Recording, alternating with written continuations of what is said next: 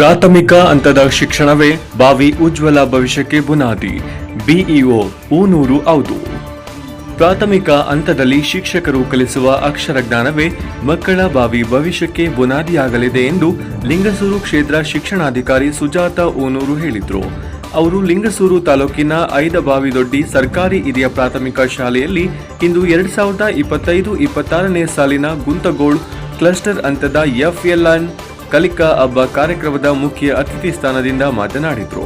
ಹೀಗಾಗಿ ಸಕಲ ವಿದ್ಯೆಗಳ ಪಾರಂಗತ ಶಿಕ್ಷಕರು ಮಕ್ಕಳಿಗೆ ಸರಳ ರೀತಿಯಲ್ಲಿ ಮೂಲಭೂತ ಸಾಕ್ಷರತೆ ಮತ್ತು ಸಂಖ್ಯಾಜ್ಞಾನ ಚಟುವಟಿಕೆಗಳ ಮೂಲಕ ಬಲವರ್ಧನೆಗೆ ಸಹಕರಿಸಿ ಎಂದು ಕರೆ ನೀಡಿದರು.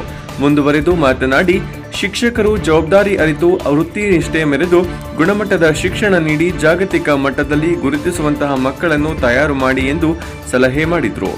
ಸಭೆಯನ್ನುದ್ದೇಶಿಸಿ ಲಿಂಗಸೂರು ಬ್ಲಾಕ್ ಕಾಂಗ್ರೆಸ್ ಅಧ್ಯಕ್ಷ ಗೋವಿಂದ ನಾಯಕ ಮಾತನಾಡಿ, ಆಂಗ್ಲ ಶಿಕ್ಷಕ ವ್ಯಾಮೋಹಕ್ಕೆ ಒಳಗಾಗದೆ ಕನ್ನಡ ಮಾಧ್ಯಮದಲ್ಲಿ ಮಕ್ಕಳನ್ನು ಓದಿಸಿ ಸರ್ಕಾರಿ ಶಾಲೆಗಳನ್ನು ಉಳಿಸಿ ಬೆಳೆಸುವ ಜೊತೆಗೆ ಸಂಸ್ಕಾರಯುತ ಶಿಕ್ಷಣವನ್ನು ಕೊಡಿಸಿ ಹುಟ್ಟಿದ ಮನೆ, ಊರು, ದೇಶ ಮೆಚ್ಚುವಂತಹ ಕಾರ್ಯಕ್ಷೇತ್ರದಲ್ಲಿ ಹುದ್ದೆ ಯಾವುದೇ ಇರಲಿ ಕೀರ್ತಿ ತರುವಂತಹ ಮಕ್ಕಳಾಗಲು ಸಂಕಲ್ಪ ತೊಡಿ ಎಂದು ಪಾಲಕರಿಗೆ ಕರೆ ನೀಡಿದರು.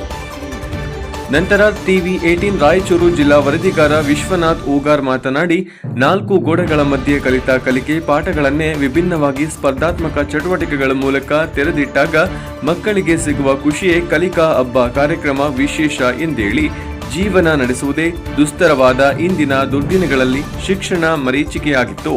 ಆದರೆ ಇಂದು ಸರ್ಕಾರ ಶೈಕ್ಷಣಿಕ ಪ್ರಗತಿಗೆ 16 ಉಚಿತ ಯೋಜನೆಗಳನ್ನು ಜಾರಿಗೊಳಿಸಿ ಶ್ರಮಿಸುತ್ತಿದೆ. ಆದರೆ ರಾಜ್ಯ ಸೇರಿದಂತೆ ಕಲ್ಯಾಣ ಕರ್ನಾಟಕದ ಈ ಭಾಗದಲ್ಲಿ ಕೊರತೆಗನುಸಾರವಾಗಿ ಶಿಕ್ಷಕ ಸಿಬ್ಬಂದಿ ಮತ್ತು ಅಗತ್ಯ ಮೂಲ ಸೌಕರ್ಯಗಳನ್ನು ನೀಡದಿರುವುದು ಶಿಕ್ಷಣಕ್ಕೆ ಕೊಡಲಿ ಪೆಟ್ಟು ನೀಡಿದೆ ಎಂದು ಕಳವಳ ವ್ಯಕ್ತಪಡಿಸಿದರು. ಇಂದಿನ ಶಿಕ್ಷಣ ವ್ಯವಸ್ಥೆಯನ್ನು ವಿವರಿಸಿದರು. ಇನ್ನೋರ್ವ ಮುಖ್ಯ ಅತಿಥಿ ಸ್ಥಾನದಿಂದ ಪತ್ರಕರ್ತ ಆನಂದ್ ತುರ್ವಿಆಳ್ ಮಾತನಾಡಿದರು. ಕಾರ್ಯಕ್ರಮವನ್ನು ದೇವರ ಬೂಪೂರು ಗ್ರಾಮ ಪಂಚಾಯಿತಿ ಅಧ್ಯಕ್ಷ ನಿಂಗಣ್ಣ ಕನ್ನೇರಿ ಉದ್ಘಾಟಿಸಿದರು. ಪ್ರಾಸ್ತಾವಿಕವಾಗಿ CRP ಶರಣಬಸವ ಗುಡದಿನ್ನಿ ಮಾತನಾಡಿದರು. ಈ ಸಮಾರಂಭದಲ್ಲಿ ಶಿಕ್ಷಣ ಸಂಯೋಜಕ ಬಸವರಾಜ್ ಕರಡಿ ಬೂದಾನಿ ಹಾಗೂ SDMC ಅಧ್ಯಕ್ಷ ಅಯ್ಯಪ್ಪ ನಾಯಿಕೊಡಿ, ವಿಜಯಕುಮಾರ್ ಗಾಯಕ, ಗುಂತಗೋಳ್ ಶಾಲೆಯ ಮುಖ್ಯ ಶಿಕ್ಷಕ ಗದ್ದೆಪ್ಪ ಸಿದ್ದಾಪುರ, ಜಿತೇಂದ್ರ ಕುಮಾರ್ ಉಲಿಗಪ್ಪ ನಾಯಕ, ಮೈಲಾರಪ್ಪ ಮೋನೇಶ್ ಐದಬಾವಿ ದೊಡ್ಡಿಯ ಪಾಲಕ, ಪೋಷಕರು ಇದ್ರು. ಅದೇ ಶಾಲಾ ಮಕ್ಕಳು ಪ್ರಾರ್ಥಿಸಿದ ಈ ಕಾರ್ಯಕ್ರಮವನ್ನು ಮುಖ್ಯ ಶಿಕ್ಷಕ ಪರಶುರಾಮ್ ಚೆಲುವಾದಿ ಸ್ವಾಗತಿಸಿದರು. ಮೈಲಾರಪ್ಪ ಶಿಕ್ಷಕರು ನಿರೂಪಿಸಿದರು. ಒಟ್ಟು 12 ಶಾಲೆಯ 120 ಮಕ್ಕಳು ಒಟ್ಟು 8 ಚಟುವಟಿಕೆಗಳಲ್ಲಿ ಭಾಗವಹಿಸಿದ್ರು. ವರದಿ ಮಲ್ಲಿಕಾರ್ಜುನ್ ತುರ್ವಿಆಳ್, ಪ್ರಜಾಪವರ್ ಟಿವಿ, ಲಿಂಗಸೂರು. ಈ ತರದ ಒಂದು ವಾತಾವರಣವನ್ನು ಸೃಷ್ಟಿ ಮಾಡಿ ಪೋಷಕರು ಮತ್ತೆ ಮಕ್ಕಳನ್ನ ಕರೆಸಿ ಒಂದು ಹಬ್ಬದ ರೀತಿಯಲ್ಲಿ ಕಲಿಕೆಯನ್ನ ಸಂಭ್ರಮಿಸೋದಿದೆಯಲ್ಲ, ಅದು ನಿಜಕ್ಕೂ ಕೂಡ ಇವತ್ತಿನ ಶಿಕ್ಷಣ ವ್ಯವಸ್ಥೆಗೆ ಬೇಕು.